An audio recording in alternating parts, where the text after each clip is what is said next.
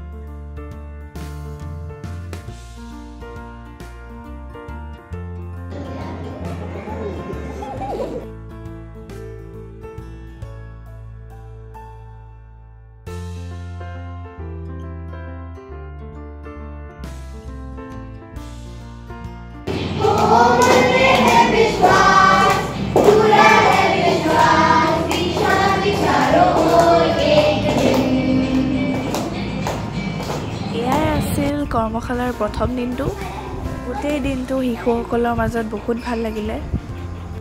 আকৌ এটি নতুন ব্লগত আপোনালোকক আকৌ লগ পাই আছো।